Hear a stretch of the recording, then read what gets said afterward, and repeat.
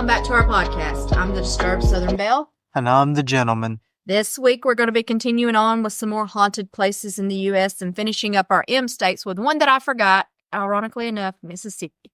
Strangely, I didn't mean to. I just accidentally skipped it, but I wanted to make sure that I threw it in because I didn't want you to think that I forgot about you. So, our neighbor state, Mississippi, we have the city cemetery, and this is located in, now I'm going to hope I say this right. If I butcher it, I'm sorry, Kosciuszko, and it's known for containing a statue that is said to be haunted. A haunted statue. This is actually kind of sad. This whole story is really sad, and the statue itself is even sad, but anyway. So basically, there was this woman named Laura Kelly who died in the late 1800s, and she left her husband heartbroken, as you can imagine, of course.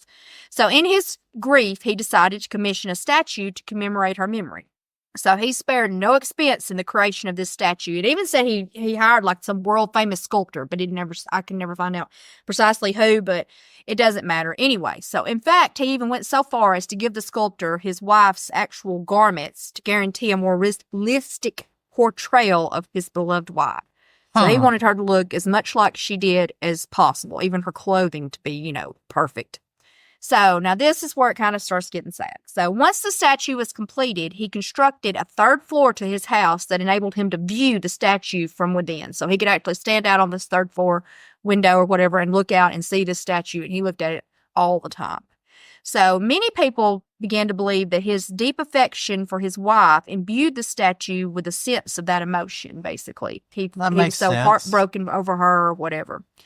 And this notion arises from various testimonies of onlookers who have reported witnessing Laura's statue weeping, which is sad. So it remains unclear whether her tears are due to the anguish of witnessing her husband's suffering or for some other mysterious reason. But that's the whole story is just kind of a bummer. But it is. It's a haunted place, so of course, it's not going to have a happy tale, but it's just kind of really sad. So the next one is another cemetery, and it's called the Chapel of the Cross Cemetery, and it's located in Madison. So in Madison, Mississippi, there exists another cemetery that is said to be, imagine that, another haunted cemetery. Who would have ever thought?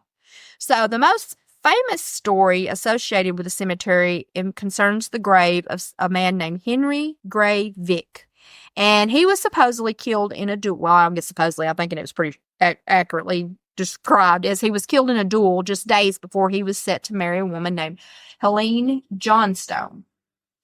So as you can imagine, his fiancé was understandably heartbroken and even wore her dress to his funeral, her wedding dress to his funeral, which is really sad. That is very sad. So currently, witnesses report that you can see Helene visiting his grave or sitting on a nearby bench, and she's still dressed in her wedding attire, which is another kind of sad thing because she never got to get married. She wore her wedding dress to his funeral, and now she's dead, and she's still mourning him and wearing his wedding. It's sad. But, yeah. Next is Nebraska. Now, this one is freaking off the rails, and I could literally do a whole episode on this one place called the Hummel Park in Omaha, Nebraska. I've heard about this. I'm just going to sum it up because this one's got a lot of crazy tales. I don't know really how much of them have. I mean, there are some definite things that have happened here, like crimes and things, but of course, To be honest, we could probably make multiple episodes on some of these places, right? But anyway, so this park is said to be among the most haunted locations in Nebraska, and it's believed to have been constructed on the grounds of an ancient Native American burial ground. Now, because of course it is. Is that true? I don't know with 100% certainty, but then again, I wouldn't be surprised, to be honest, because Nebraska and places like that, would have been an area where a lot of Native Americans would have lived, so even if they didn't mean to, they might have. So anyway, many visitors report feeling odd and unsettling sensations, which may be partially attributed to the steep hills, deep ravines, and winding dirt paths. So it's kind of like, a really isolated thing, and it's got like these really steep, area. It's dangerous too. You have to be careful in some of these places because there's literally some places where the ground will literally just crumble under your feet. But anyway, so it spans roughly 200 acres, and it's known, for its high, we'll say, incidences of paranormal activities. So now this one place is kind of nuts. It's It's got a few different areas that are just crazy, but one is referred to as the Devil's Slide. Now, it's called this because of the significant number of, we'll say, self-inflicted fatalities that have happened here. It also, though, over time, erosion has increased the dangers of this location because it's led to the removal of trees and natural barriers, which now leads to sudden drop-offs where the ground will just unexpectedly just give way beneath you. So I don't know. That's terrifying. Exactly. So people may not even be trying to do anything. They may just get too close to the edge and just fall. Now, many people think that the forest also contains numerous dark secrets, and some believe it was the location of lynchings during the early 1900s, although this has never been substantiated or proven. Park visitors claim to hear screams and cries emanating from the forest at night, which are said to be the tormented sounds of those who were lynched. However, there's still no concrete evidence that this occurred. In the park, there's also an abandoned building that is said to be associated with satanic rituals, which, why wouldn't there be? Standard. Of course. The walls are covered in spray-painted symbols, which, like inverted pentagrams, crosses, all that mess. Additionally, there are reports of numerous small, not necessarily small, but just animal remains, which may have been used in sacrifices. There's like a whole bunch they find around this area that are unexplainable. Don't know. Now, this one is just crazy to me. I don't really know what the heck is going on with this, but so at the highest point of the park, there is a lengthy stone staircase, which is known as the Morphing Stairs. Now, this name comes from the way the steps appear to change, making it difficult to determine the precise number of stairs. And it's said that each time someone counts the steps while ascending or descending, the number will change. So every time you go up it and you count the steps, you come back down, it'll be different. You go back up it every time, it'll be a different number. That's actually a common phenomenon. So that's kind of weird, though. Yeah. Still, it's weird. It says different people can do it. And it's, at the same time, be counting in their heads and they'll come up with a different number. So I don't know. The psychology behind that is it's just a human thing. It probably is. I mean, I'm sure there's explanations for all this. I'm just saying what people experience.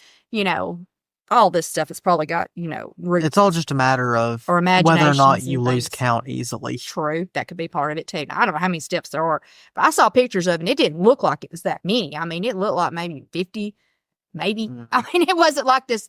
I mean, it's long. I mean, I don't know. I mean, I didn't, count them or anything. But anyway, so many paranormal occurrences have been documented in the park, and it's also been the site of various crimes throughout the years. However, this could possibly be true for many comparable places because of their secluded and isolated environments. In other words, if you went out in any of these national parks or anything, I'm sure there's been some crap that's went down that we have no clue about. Murders and all that stuff, because it would be a great place to do it. I mean, let's be honest.